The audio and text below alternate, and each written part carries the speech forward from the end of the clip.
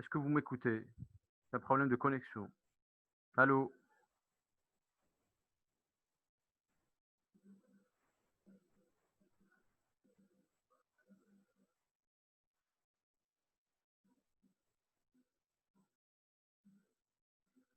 Allô? Est-ce que vous m'écoutez?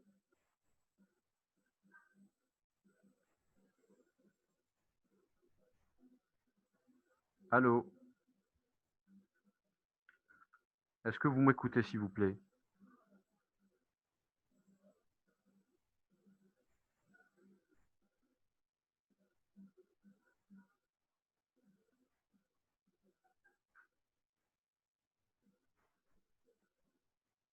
Allô? Est-ce que c'est bon? Allô? Oui, OK, merci. C'est un problème de connexion, hein. D'accord? Alors, donc, le schéma de diagnostic sérologique du VIH, donc, se déroule en 3 temps. D'accord? Donc, un test de dépistage type ELISA combiné sur un premier prélèvement. D'accord? Si c'est positif, d'accord, sur le même premier prélèvement, on va faire un Western blot. Donc, on répète, on a un prélèvement P1, d'accord, une prise de son, d'accord. Alors, c'est un tube de son sec, hein, c'est-à-dire sans anticoagulant, d'accord, une prise de son, d'accord. Il n'y a pas de préparation particulière, le patient n'a pas besoin d'être à jeun, d'accord. Donc, premier test ELISA mixte et combiné sur un premier prélèvement. Si c'est positif, sur le même premier prélèvement P1, d'accord, sur la même prise de sang qu'on aura gardée, on ne jette pas bien sûr, d'accord, on va faire un Western blot. Si le Western blot est positif, d'accord, on va demander un second prélèvement. Pourquoi? Pour confirmer, pour éviter bien sûr les erreurs, etc. Parce que c'est pas facile d'annoncer un résultat VIH au patient, d'accord, pour éviter les erreurs d'identification du patient. Et à ce moment-là, on va faire une deuxième ELISA. Donc deux prélèvements, d'accord. Premier prélèvement ELISA Western blot, d'accord. Deuxième prélèvement ELISA. Parfois, on peut faire même le deuxième cas, c'est-à-dire sur le deuxième prélèvement, on fait ELISA Western blot et on se contente de faire une ELISA sur le premier, c'est juste. Mais Malish, d'accord, on va essayer de suivre les recommandations internationales. Donc, premier prélèvement P1, faire ELISA. Si c'est positif, confirmation Western blot. D'accord? Si c'est encore positif, d'accord, faire un deuxième prélèvement et refaire test ELISA. À ce moment-là, on n'est pas obligé d'aller vers un autre Western blot, hein. D'accord? À ce moment-là, si sur le deuxième prélèvement P2, la deuxième prise de sang P2, d'accord, l'ELISA elle est franchement positive, d'accord, on peut déclarer le patient pardon, comme étant un VIH+. D'accord. Donc, seul un résultat positif sur le second prélèvement permet d'affirmer définitivement l'infection par le VIH. D'accord. Alors, devant des tests douteux ou discordants, pratiquer un test de confirmation, d'accord, et on va essayer, d'accord, de statuer par rapport, d'accord, s'il y a une notion de contamination, de voir le délai de contamination. De toute façon, vous allez avoir des questions, on va répondre aux questions. D'accord. Donc, deux tests de dépistage négatifs, signe absence d'une séroconversion virale, mais attention, d'accord, si la contamination elle est très fréquente, d'accord, on peut se faire induire en erreur. À ce moment-là, on va demander, d'accord, soit si on dispose de la biologie moléculaire, à faire la recherche du génome par PCR, d'accord, soit on va refaire la sérologie 3 semaines à 1 mois après. D'accord, on va demander une deuxième prise de sang pour faire un autre test ELISA et on va voir s'il est positif. Maintenant, s'il est négatif, c'est négatif. Si ce sera positif, d'accord, on va continuer la démarche. D'accord. Donc, conclusion, diagnostic sérologique de l'infection VIH, présence d'anticorps VIH1, VIH2 sur 2 prélèvements successifs dépistés par ELISA avec 2 méthodes distinctes. D'accord. Ça veut dire quoi? Ça veut dire que l'idéal, c'est d'avoir 2 coffrets, 2 réactifs différents. Hein, d'accord. Ne pas appliquer le même coffret, la même marque, etc.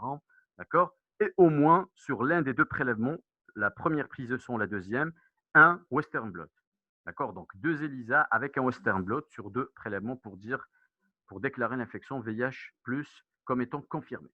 Donc, détection d'antigène viral, d'accord, bon, rapidement, d'accord. À côté de ça, on peut faire la recherche du génome, de l'ARN viral, d'accord, voire de l'ADN proviral, mais surtout de l'ARN par PCR, d'accord, technique d'amplification, d'accord.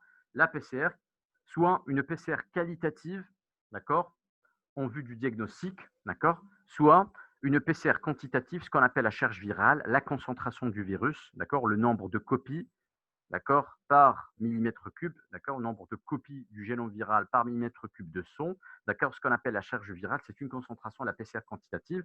Et cette PCR quantitative, elle est obligatoire, d'accord, après un diagnostic positif, avant la mise sous traitement antirétroviral, parce qu'on va voir le suivi du traitement antirétroviral va se baser sur la détermination du taux de lymphocytes CD4+, d'accord, et la détermination de la concentration, ce qu'on appelle de la charge virale par PCR en temps réel, par RT-PCR en temps réel. D'accord. Bon, il y a d'autres méthodes, d'accord, pour la détection, les méthodes d'hybridation, etc. Mais c'est surtout l'amplification par PCR qui est utilisée, soit la qualitative pour le diagnostic, soit la quantitative pour le suivi thérapeutique.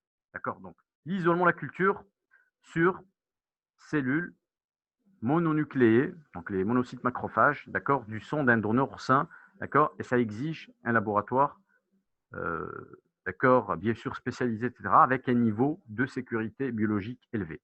Étant un germe, bien sûr, très dangereux, d'accord, il faut avoir des conditions de sécurité optimum pour faire la culture. D'accord.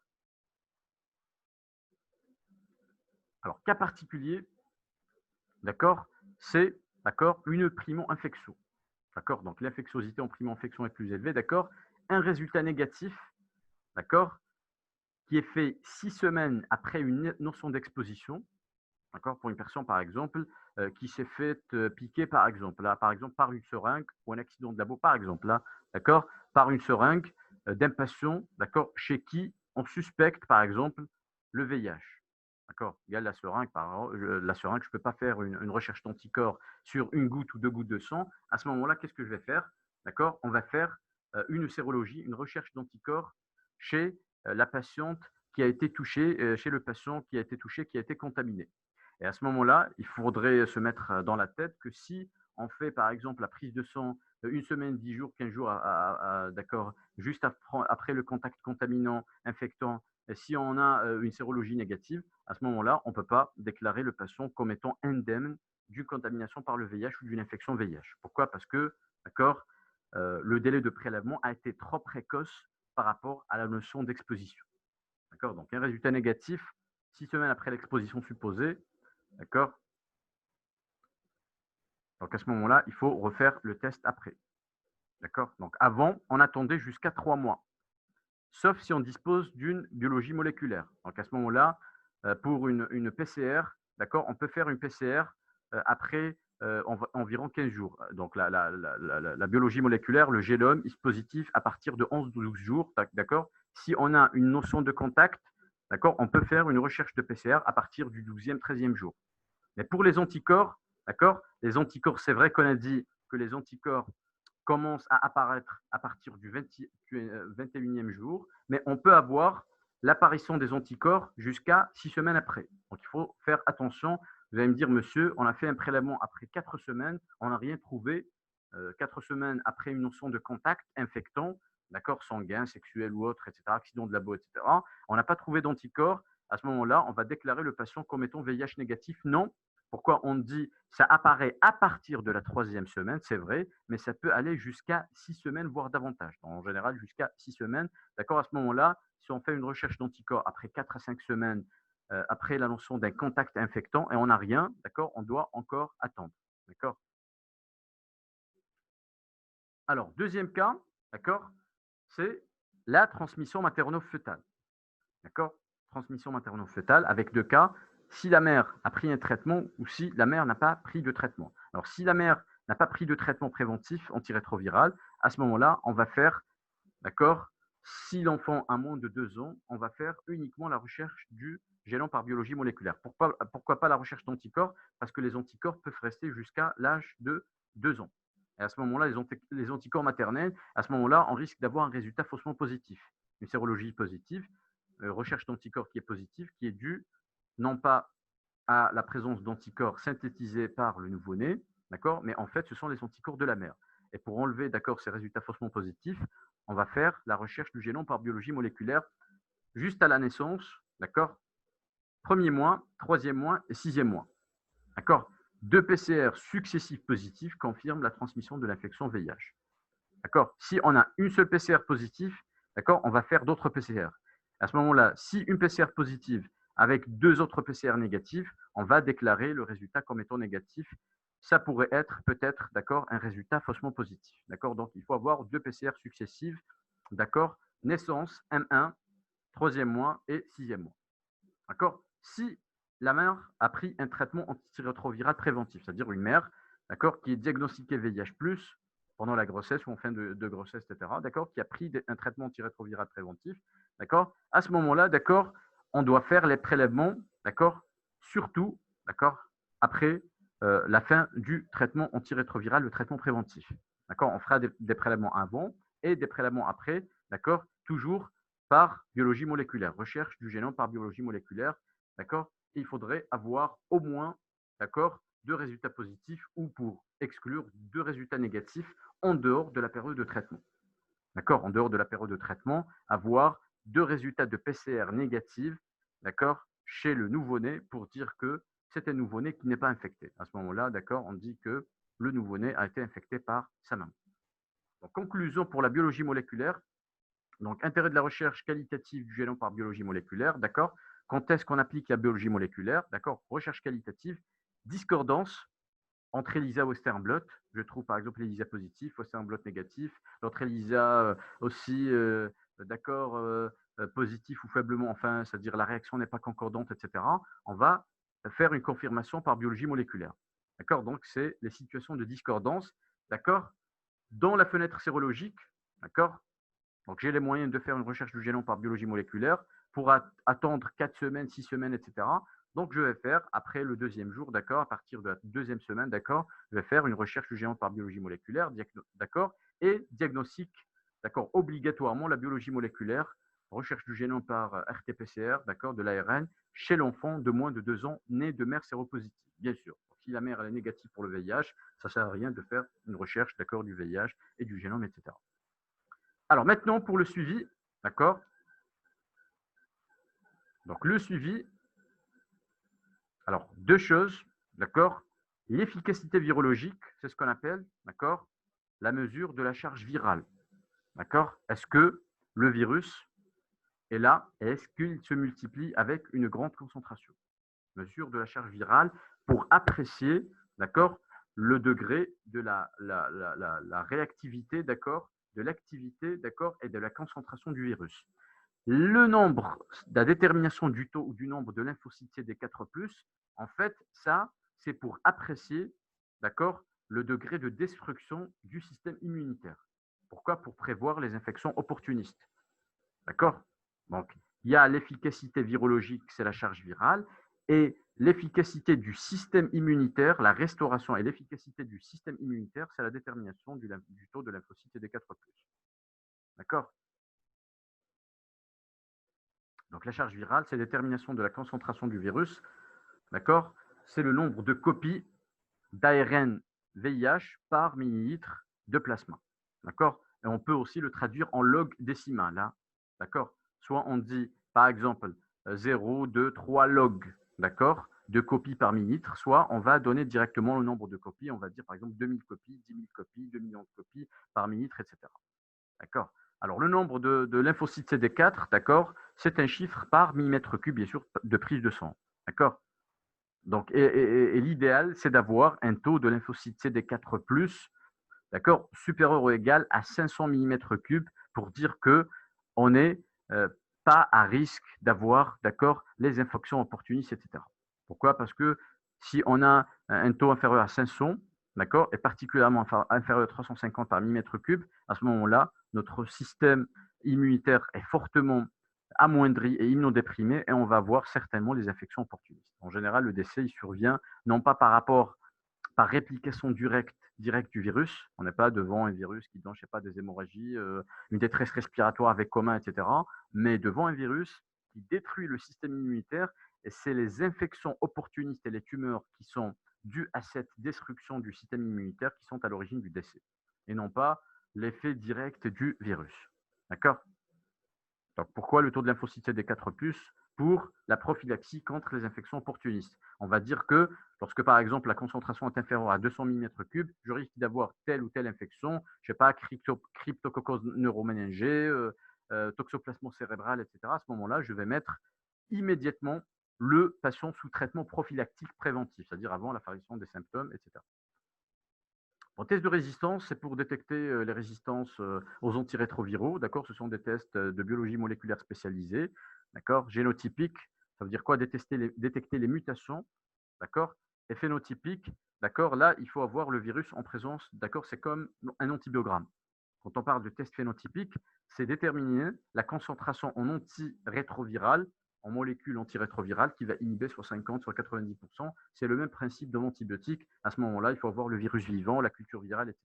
Donc habituellement, on fait ça par les tests génotypiques, d'accord, par les tests de génotypique, par PCR ou par séquençage, etc.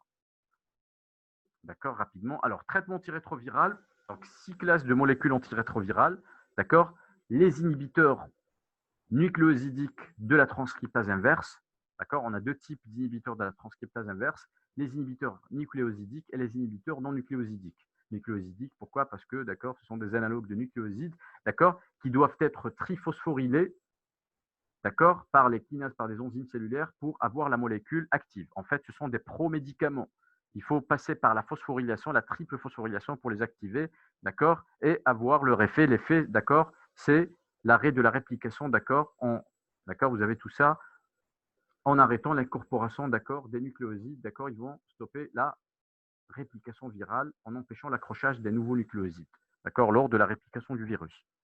Alors ensuite, vous avez toujours des inhibiteurs, mais de la transcriptase inverse, mais non nucléosidiques. Ça veut dire leur structure n'est pas, ce ne sont pas des analogues de nucléosides, d'accord, ok, qui ne nécessitent pas de phosphorylation préalable comme ici, les phosphorylases, les kinases cellulaires, etc.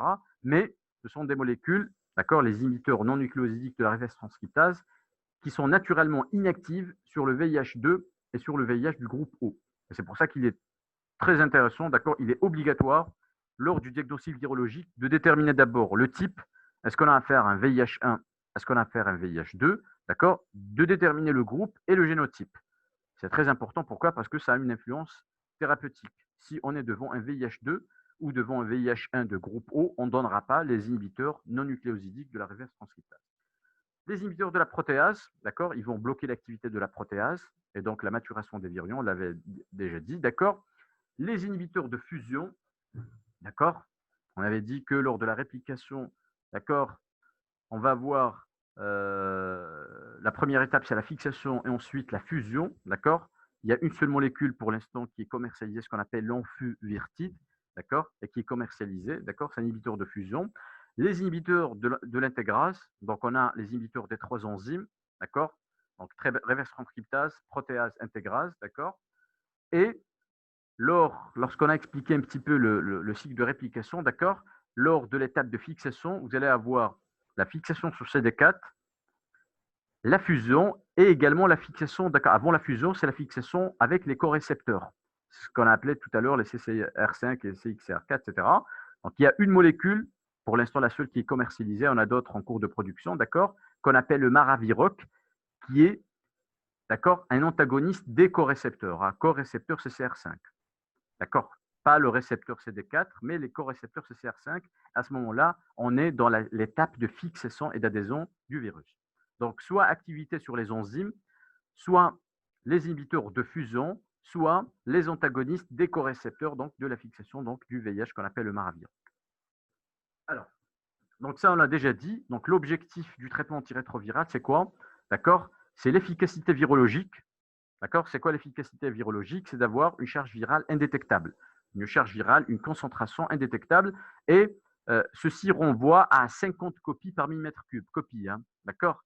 Pourquoi? Parce que les troupes, toutes les trousses diagnostiques, d'accord, les fabricants qui fabriquent la PCR, d'accord, quantitative, d'accord, et qualitative, d'accord, le seuil, en général, c'est de 50 copies par millimètre cube. Il y en a qui détectent moins, hein, qui détectent même 20 à 30 copies, mais pour la majorité, le seuil, il est de 50 copies par millimètre cube. À ce moment-là, d'accord, c'est ce qu'on appelle une charge virale indétectable. Ça veut dire absence de réplication du virus.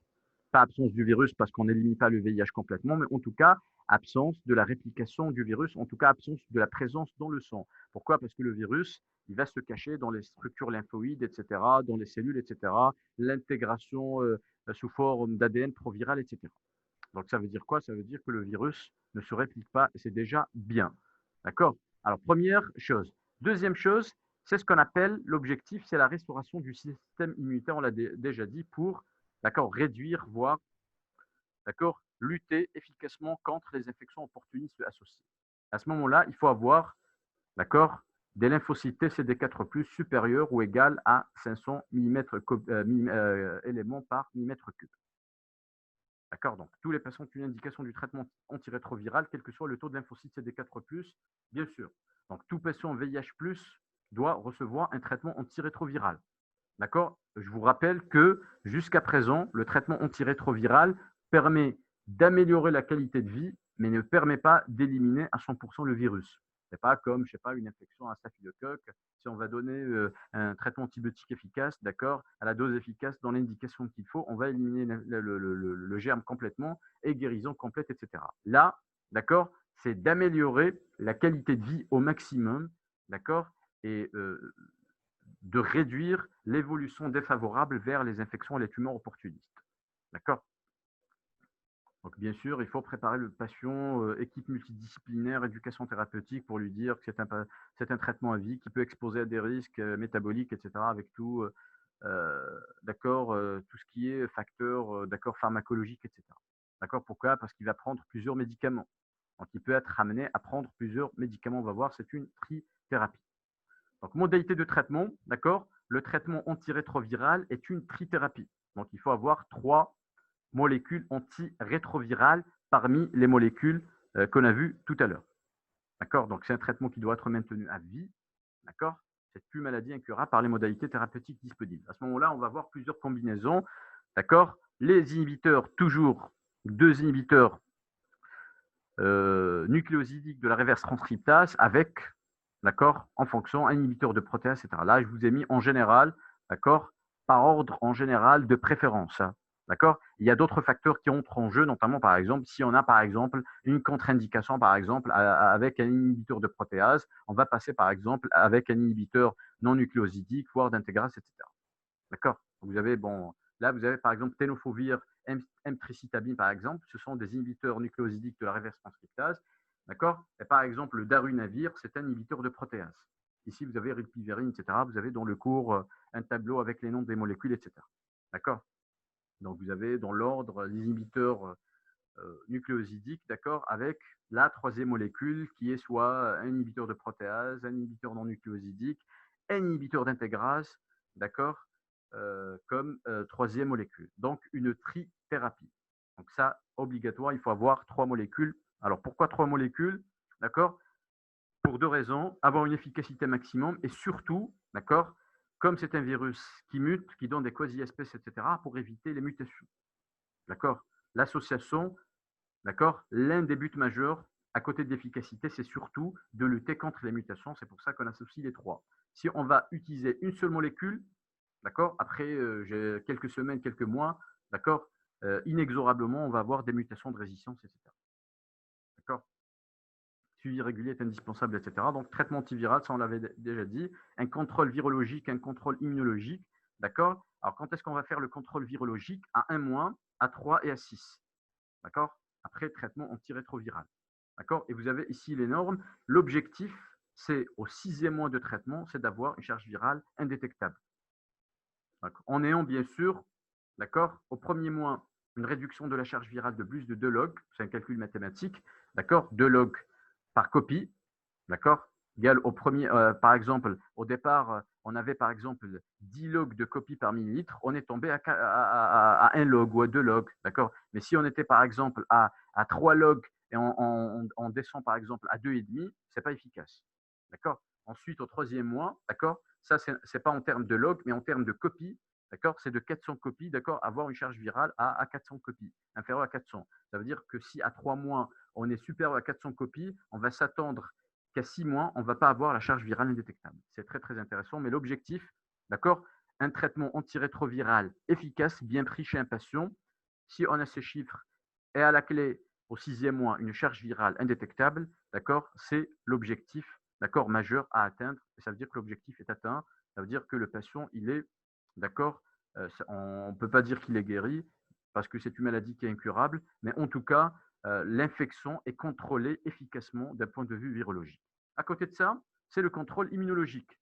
Donc, taux de CD4, d'accord, OK, 1 mois, 3 mois, 6 mois, 9 mois, 12 mois, d'accord, et ensuite, d'accord, en fonction Si, d'accord, les CD4+ sont inférieurs à 500, c'est tous les 3 à 4 mois, inférieur pardon, à 500, et si les CD4 sont supérieurs à 500 par millimètre cube, tous les 4 à 6 mois. Donc, pendant la première année, d'accord, les CD4 à 1 mois, 3 mois, 6 mois, 9 mois et 12e mois, d'accord, pendant la première année, d'accord, et ensuite, au 12e mois, si on voit à 12 mois que CD4 est inférieur à 500, on fera les contrôles tous les 3 à 4 mois, et si on trouve au 12e mois le taux supérieur à 500 par millimètre cube, on fera tous les 4 à 6 mois, d'accord, une prise de sang pour recherche du taux de CD4+.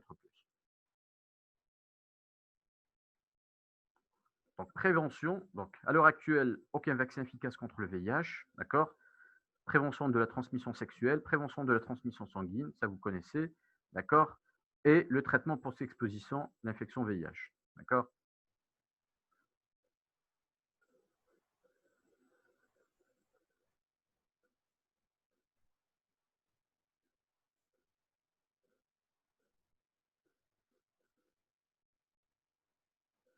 Bon, on passera rapidement à l'HTLV, d'accord. Est-ce que vous m'écoutez? D'accord? Est-ce que vous m'entendez? Oui ou pas? Hello, est-ce que vous m'entendez? D'accord? Parce que je n'ai qu'une séance. D'accord? On va essayer de faire les questions. Et même si on n'aura pas le temps. D'accord. Alors, on va essayer d'exposer le HTLV en 5 minutes. Alors, même si on n'aura pas le temps pour faire les questions, d'accord? Vous pouvez m'envoyer les questions par mail ou d'accord, ou je ne sais pas, d'accord, parce que c'est pas évident d'avoir une autre séance, hein, d'accord? Ok? Vous pouvez. Oui, je sais que vous avez un cours, d'accord. Alors 5 minutes, rapidement, d'accord. Virus HTLV, toujours on est dans les rétroviridés, d'accord, avec deux virus HTLV1, HTLV2, d'accord.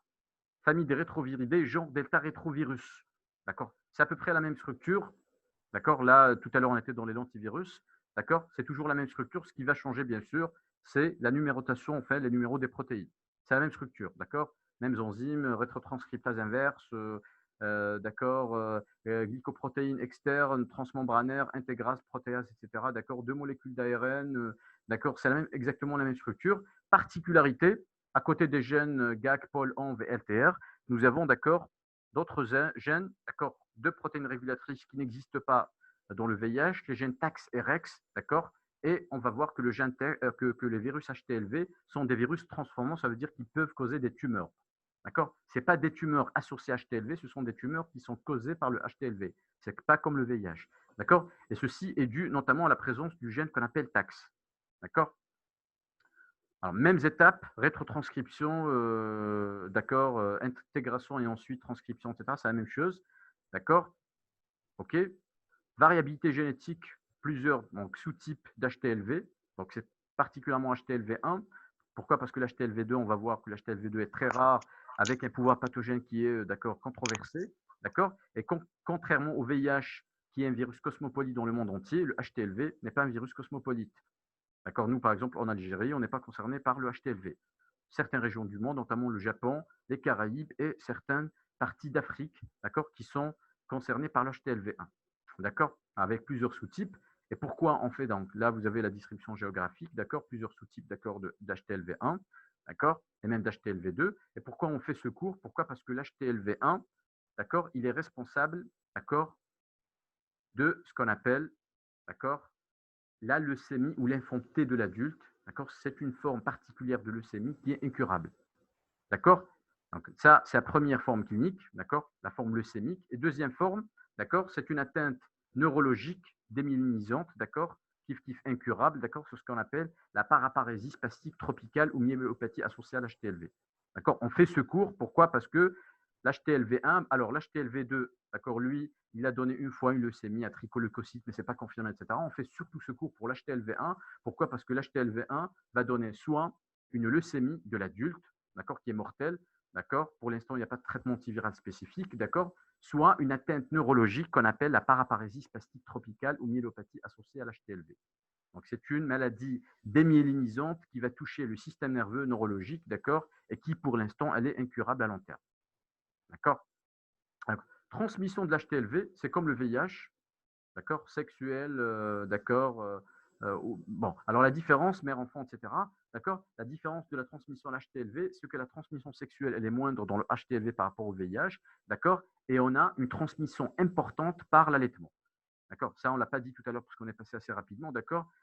Aussi, il y a un risque de transmission du VIH par le lait maternel, mais le risque avec l'HTLV1, il est encore beaucoup plus important.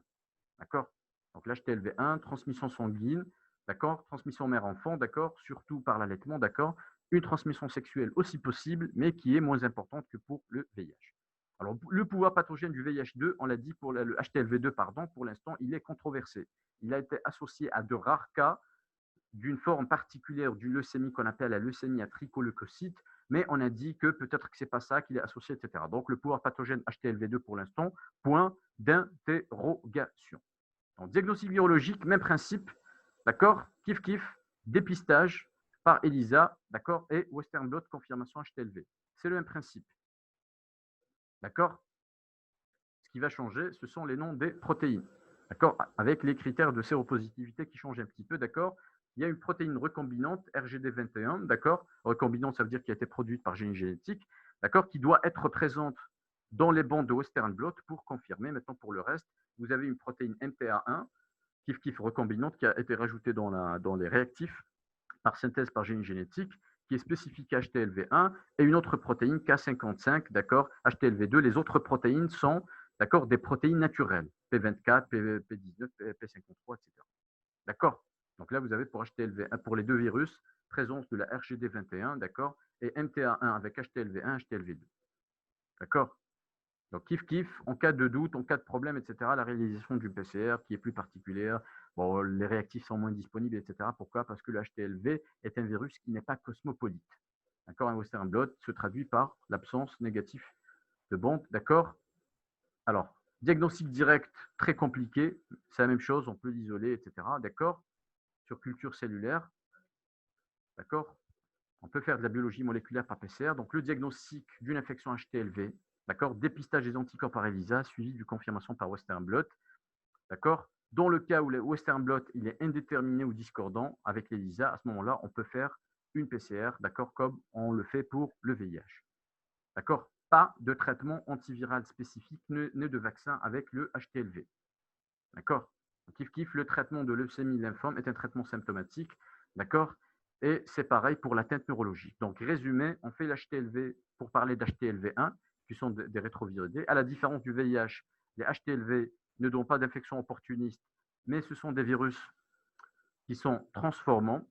D'accord? Le HTLV1 donne la leucémie T de l'adulte, d'accord? Et à côté de ça, de cette forme leucémique, donc cancer entre parenthèses, d'accord? On a une atteinte neurologique qu'on appelle la paraparésie spastique tropicale. Et heureusement que le virus HTLV n'est pas un virus cosmopolite, mais plutôt c'est un virus qui est localisé dans certaines régions du monde. Est-ce que vous avez des petites questions? D'accord? On va essayer de faire au moins de répondre à 2-3 questions. Donc, je sais que vous avez cours. Au moins 2-3 questions. Sinon, alors, oui, à la belle. Chef, il est retard. Attendez 2-3 minutes.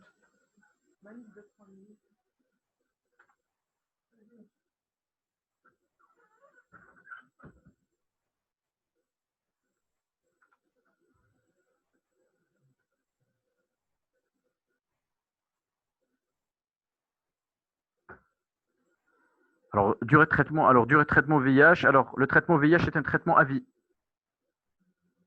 D'accord? Donc, c'est un traitement à vie.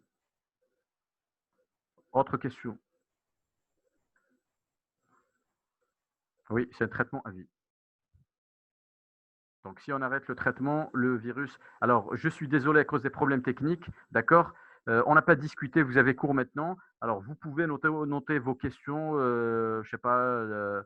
Alors, vous pouvez nous laisser boîte mail. Alors, boîte mail, oui, pour les questions. Oui, oui.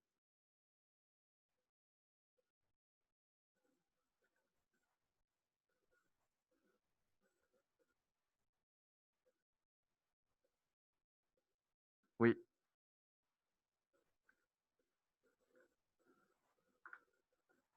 Alors, envoyez-moi les questions par mail, s'il vous plaît. D'accord? Et donnez-moi, je ne sais pas, le temps d'y répondre. Hein. D'accord? OK. Désolé pour les problèmes techniques. Alors, c'est un cours, oui, c'est un cours qui est très très long. Normalement, ce n'est pas une séance, c'est 2 séances, mais je n'ai pu obtenir, oui, qu'une seule séance. D'accord? Essayez de bien lire le cours pour bien poser les questions, surtout la partie diagnostic VIH. D'accord? Essayez de bien lire la partie diagnostic VIH et la partie suivi, d'accord? Suivi virologique, d'accord? Pour essayer de poser les questions. Je suis désolé. D'accord? Alors, merci de votre attention.